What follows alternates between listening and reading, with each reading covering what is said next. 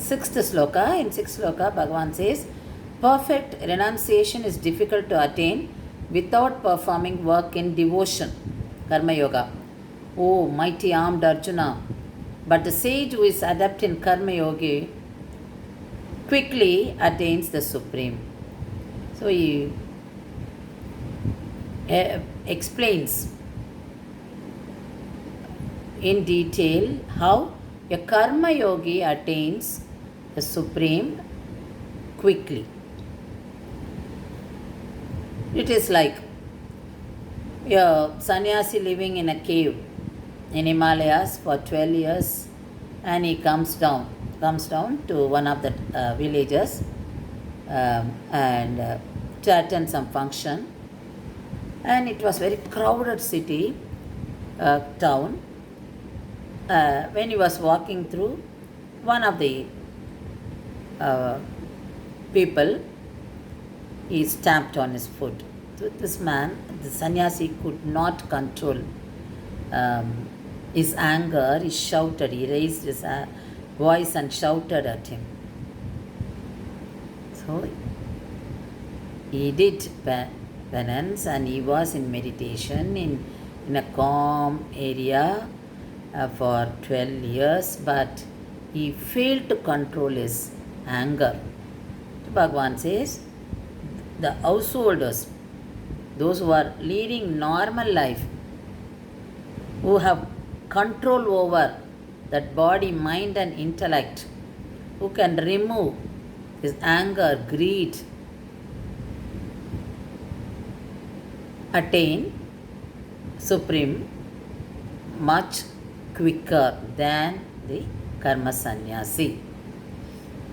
Being in a regular life, we can control our senses. That is, we do not bind ourselves with body and mind. So we realize Atma by thinking of God. That is, we remove that karma vasana by not attaching anything to Atma. We do not get attached to any of this. So we keep our mind and body away from this material world. So we do not get connected to material world. In that manner, we win over all our negative qualities. That is anger, greed, kama, krodha. In that way, you are a sannyasi. You can do it. While leading normal life, we can do it. So it depends on the control over our mind, how we prepare yourself. So when you are using the divine knowledge, when you are applying the divine knowledge, the intellect controls the mind. Intellect tells no, not to shout. It develops more of tolerance. So wherever we go, we can remain calm.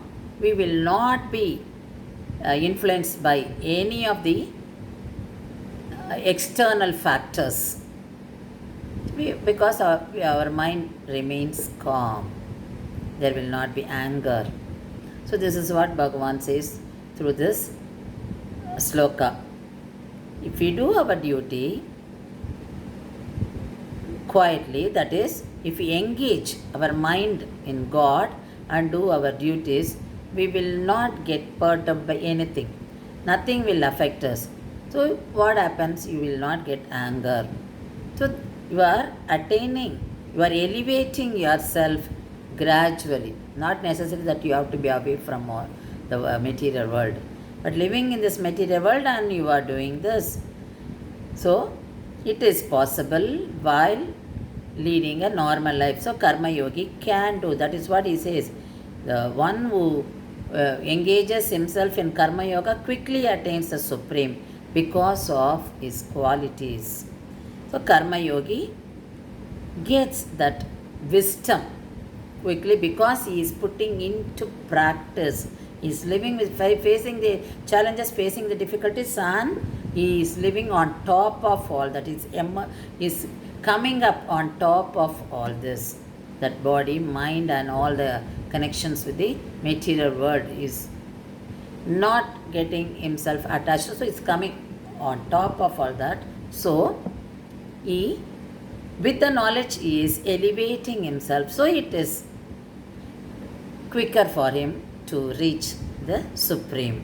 So this is explained so beautifully in this sloka. So wherever you go, the place will not affect you, because you are always in remembrance of God, and you are doing your karma in the name of God, and you have not stopped your karma. Karma is offered in the name of God. It is like a fruit. Till it becomes ripen, it needs that support of branch. Once it gets ripen, it falls down. So when a karma yogi gets that wisdom, so when he attains that maturity, so he attains the supreme. So how does he attains that maturity?